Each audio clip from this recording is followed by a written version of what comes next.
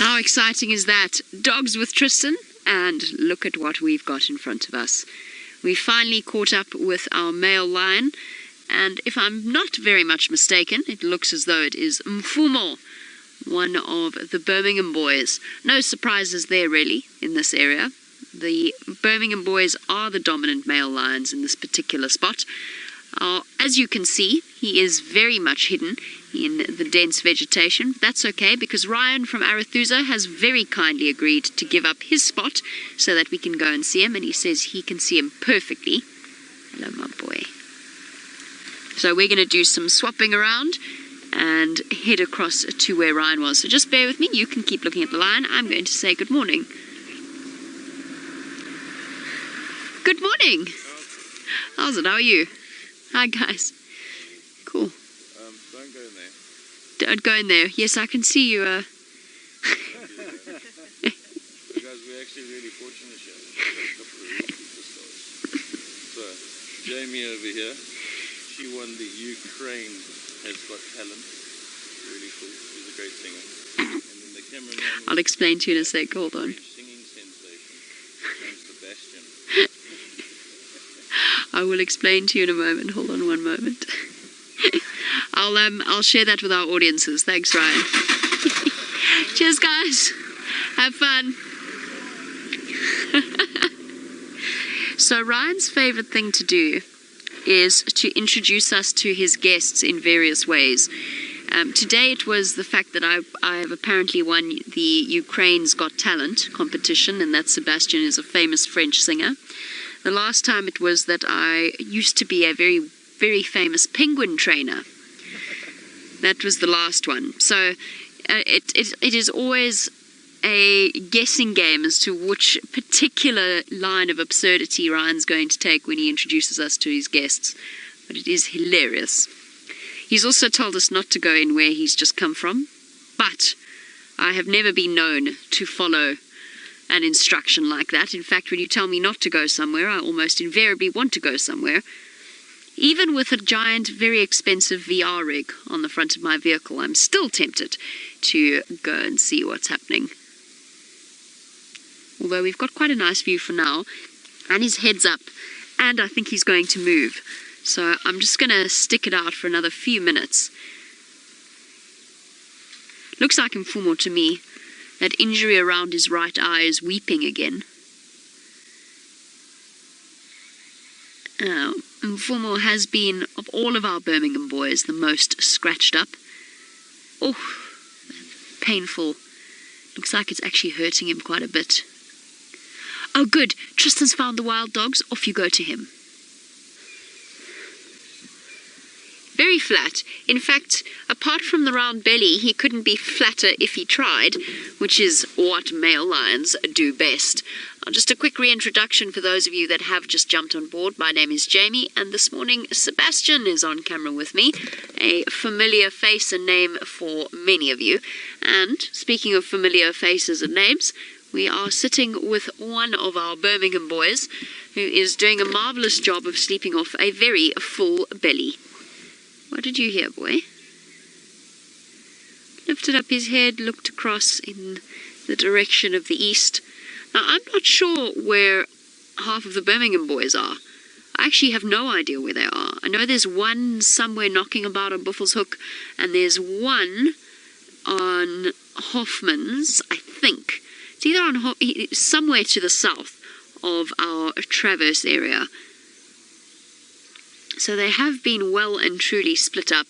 I know that they are with the Styx lionesses at the moment. One of them is with the Styx lioness. So that's where they've been hanging about. Oh, look at those eyelashes. Isn't that lovely? That eye's hurting him a lot.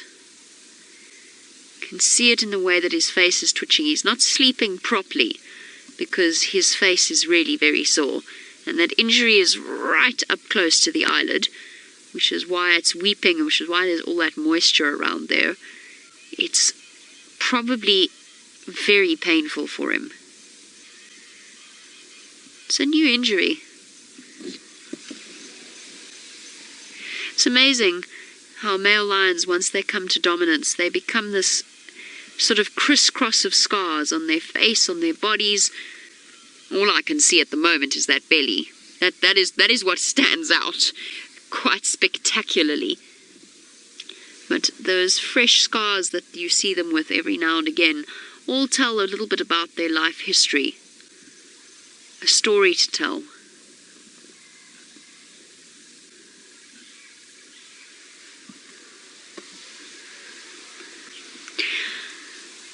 Of course, these are the biggest male lions that we see at the moment. But Judy, you want to know how big can a male lion's paw grow? When you look at their tracks, the biggest male lion tracks that I have seen, actually, probably in a way, belong to the Matimbas, come to think of it. I don't think even Shimboko and Masano, which were the two male lions that I spent a lot of time with before I moved here. Even Shimboko and Masano their paws were a little bit smaller than the Matimba males.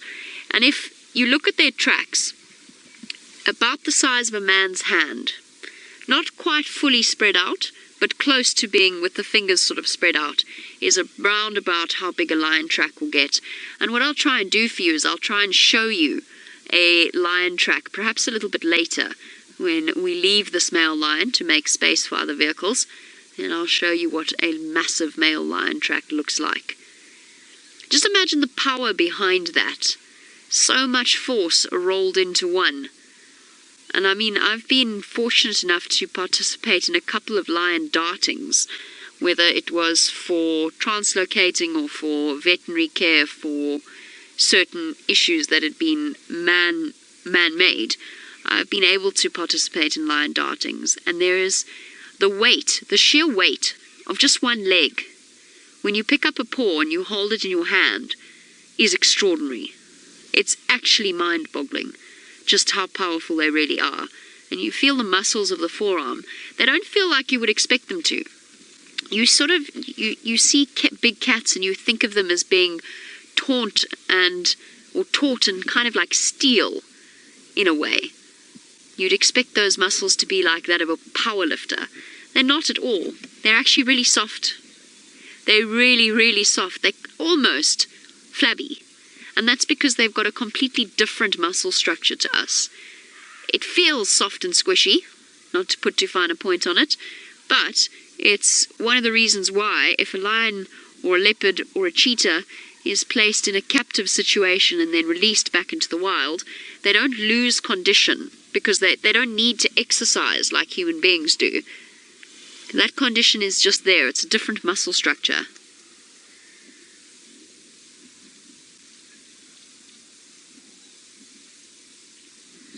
He doesn't look like he wants to do any exercise at all.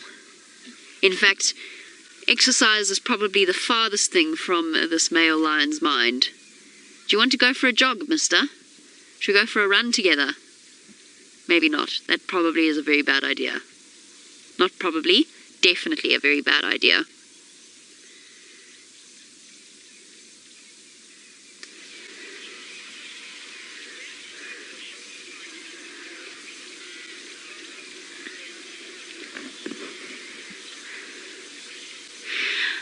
Now, Kristen, as you know, there are 4 males in this particular male lion coalition. And you want to know if they fight for status or hierarchy, or if the fight is kind of done once and then established for the rest of their days. The truth is that in a male lion coalition, the hierarchy is a constantly shifting thing. And it might be that one male lion has eaten better that particular week, and he hasn't wasted too much energy wandering about, and he hasn't been mating, and then therefore is just in a little bit of a better condition than his coalition mates. So it's an ever-shifting thing, and it would be very foolish of us to give a definite answer as to which of the Birmingham boys is more dominant. And it's not necessarily dependent on age either. It really isn't. Even though some of the Birmingham boys are older than others, it doesn't necessarily factor into their hierarchy. A lot of it has to do with personality and aggression levels. So they will fight constantly, and in fact most of the scars that they gain throughout their lives come from each other. Fighting over food, fighting over females, occasionally fighting with females. And it's so difficult for us to comprehend because we're human beings and we're programmed not to solve, in theory, not to solve our problems with violence, but that's a day in a life. It's a polite conversation for a lion. A little bit of a disagreement, turn around and whack your brother or your cousin in the face. And of course, as we discussed, those massive paws can cause some considerable damage. Now, this is pretty much a day in the life, or at least a Sunday morning in the life of a lion. Let's go and find out what a day in the life or a Sunday morning of life is like with bushwalk. Covered in injuries he is indeed, which is actually relatively typical for, as we said, all male lions, but particularly Mfumo. But at least his head is up, and he's giving us a gorgeous profile shot. Or not. Or, you know, just go back to sleep. That's okay too. That is entirely your prerogative, mister.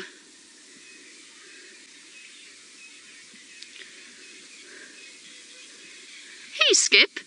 Skip is a very regular viewer. Skip, you want to know if lions have dewlaps like male leopards. Now, Skip is 12 years old and obviously very, very observant. Skip, they don't, but that's the reason that they have a mane. It's one of the reasons why they have that fur around their heads and around their necks. The male leopard's dewlap serves to protect the sensitive parts of their neck, and in the case of a male lion, well, it does exactly the same thing. The mane protects the sensitive head and the sensitive neck. So it's actually a very, very important part of their lives. That's one of the big reasons why male lions have that fur around their head, because it actually makes them very hot. So otherwise, there isn't much advantage to having a full wig, essentially, but it does protect them in a very important way. We're going to be taking a short break in the imaginary universe that we currently exist in. Don't go anywhere, though. This male lion could do absolutely anything. Look at him. He's full of energy. So don't go anywhere. He might get up and roar. We will see you very, very shortly after the break.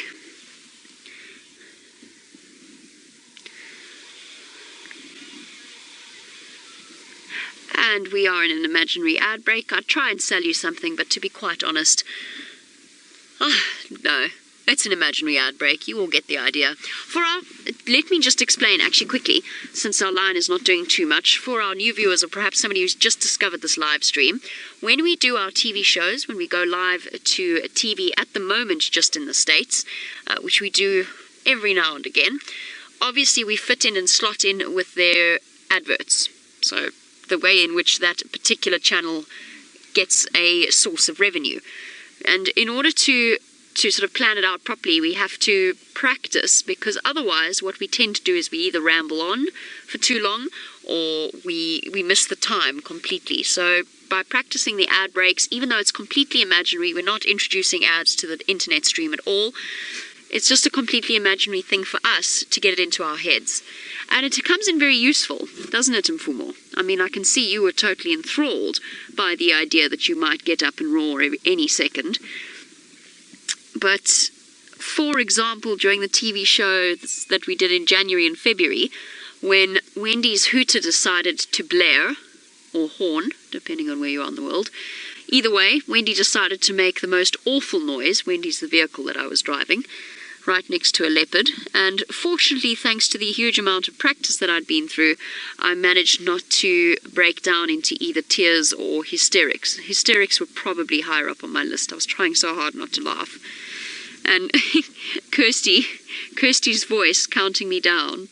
10, 9. It was the longest 10 seconds of my life. Anyway, that's why we practice ad breaks. And a little bit of anticipation never hurts everyone.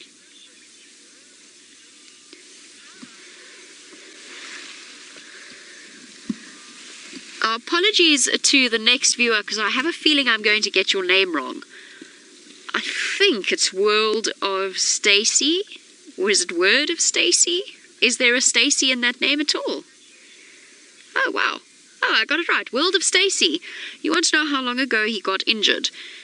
Sure. When did he get that? When did he initially get that eye injury? That must have been in February. So it's about 2 months old now. Mfumo, like all male lions, always has injuries. The worst of it was an injury on his cheek, and I actually suspect that it's one of the reasons why that eye injury hasn't healed properly yet either.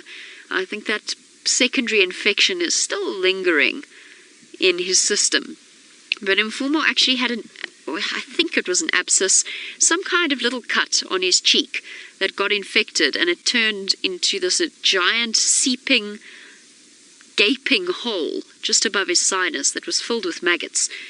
And for quite a long time we were quite concerned about him because it was clear he was hurting.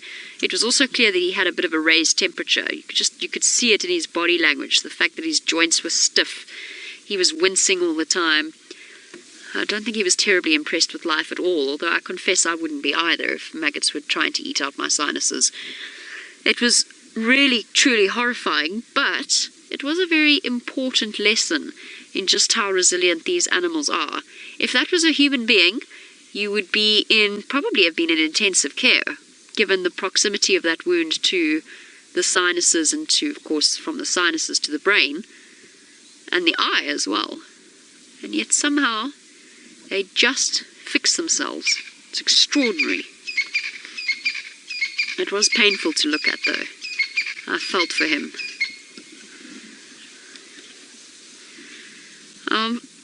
Despite the cool temperatures, I have to confess, I don't think Mfumo was going to go anywhere, in which case I think it's time for us to go and see what else we can find. In the meantime, it sounds as though Taylor is contemplating playing in puddles. See, I wasn't fibbing. I found him again, staring quite happily at me. Now, I do need to call this in, so you'll have to excuse me for a second while I chat to some of the vehicles that are coming past. I know that stations, if anyone can copy me, I've relocated on this Madodongala, just off Eli Alley, close to Safari Driveway Junction. On Madodongala, just off Eli Alley, close to Safari Driveway Junction.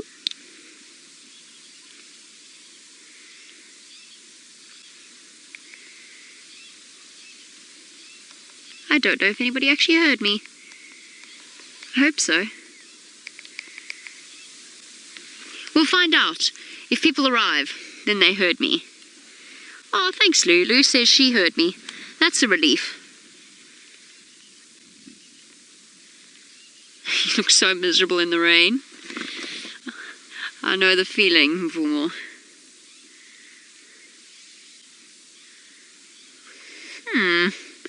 Seb, did you by any chance get that question?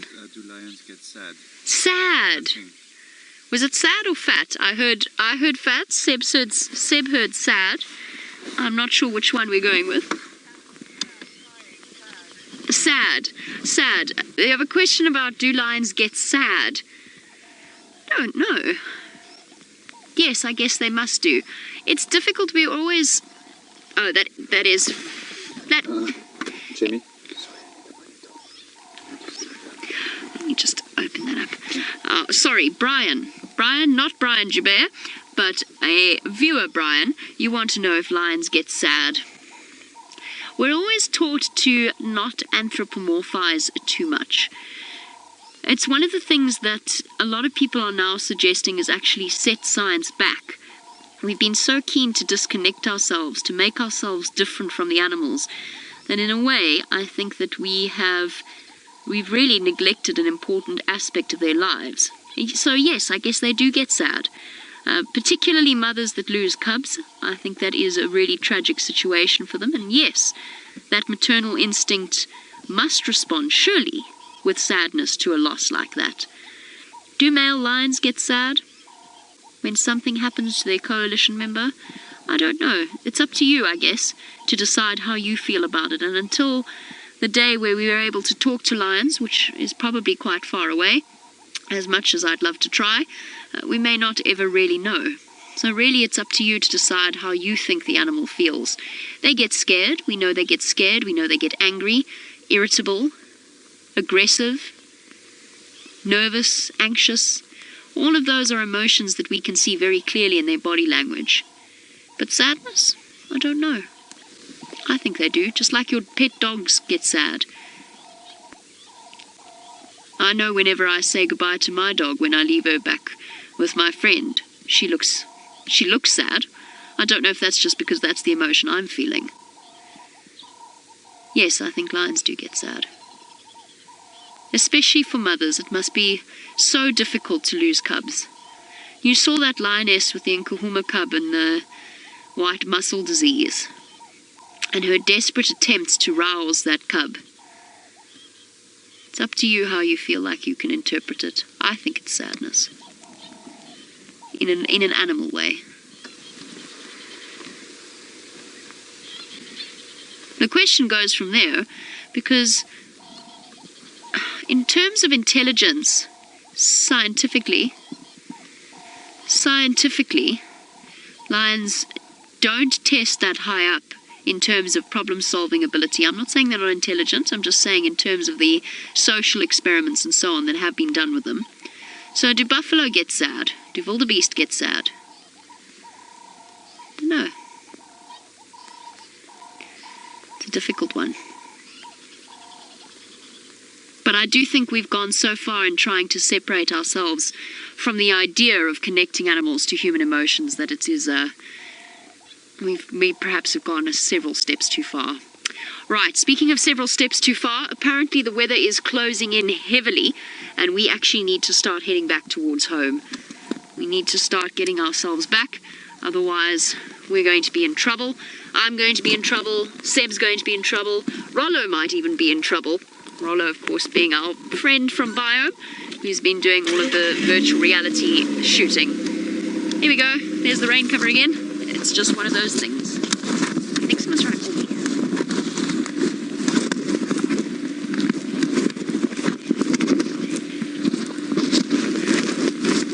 Hey, Firm, make your way. I'm going to from a kayak quickly. All right. Hey, everybody. I'm going to send you across to Tristan. And Shanae's trying to talk to me, so it's all happening at once.